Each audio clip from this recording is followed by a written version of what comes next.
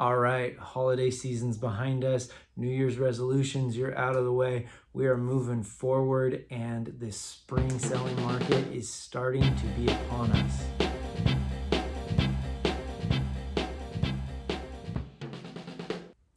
Hey everybody, Doug Reynolds here, your Sacramento area realtor.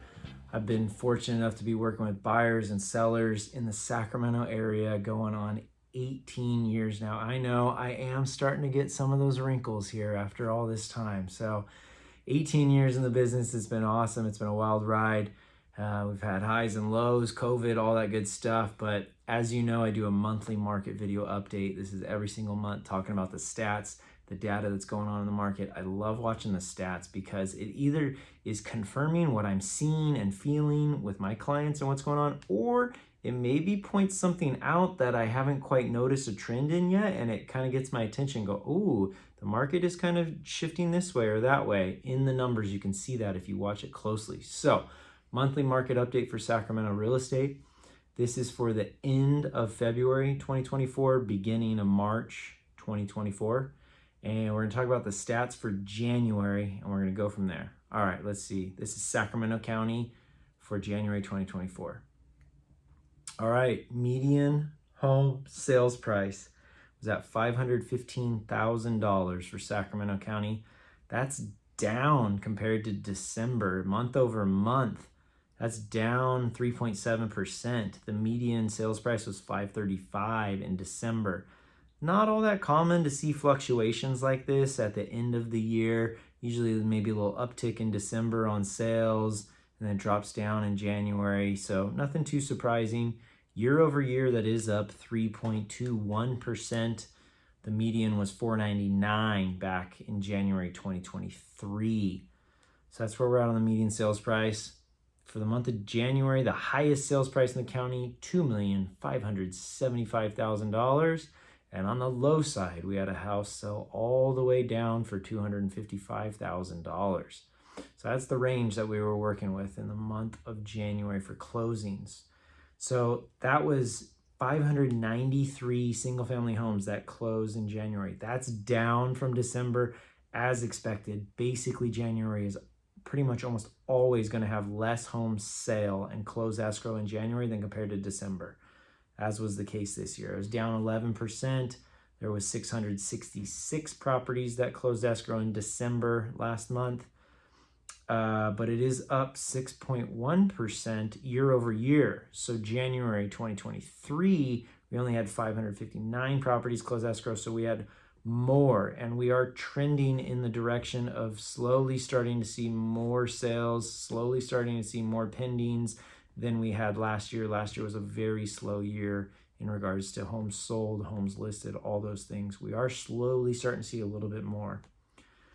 Now, of those properties that sold, the average days on the market was 39 days. That was up a little bit from last month of 33, but well down from a year ago. The average days on the market was 51. We were starting a very slow market a year ago, and so it was taking a lot longer. We're at 30 days average.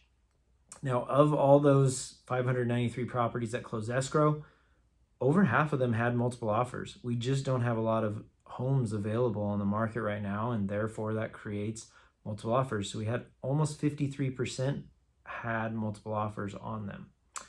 Okay, now shifting to looking to the actives. This is what's available right now. At the moment I'm talking right now, there's 892 active listings. That is down compared to December. But basically that's more than we've been having in the past. We're at 1.53 months worth of supply.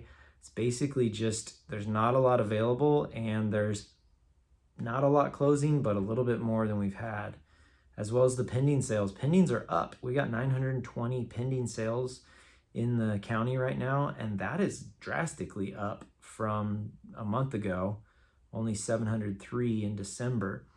And so we are starting to see more pending sales, more closed sales, a little bit more listing inventory. Now, when I say more, I don't mean a whole lot more. I mean a little bit more. So as of right now, the stats are showing compared to 2023, which was just anemic. It was so slow on the sales side of things. The inventory was low, everything was low. Pricing held. Other than that, the volume of stuff was extremely low. So to start this year, it's looking like we're going to have a little bit more on the sales side of things, a little bit more on the pending side of things, a little bit more on the active side of things. Mostly probably having to do with the fact that rates have come back down into the sixes. They did peak around 8%. They were in sevens for a long time.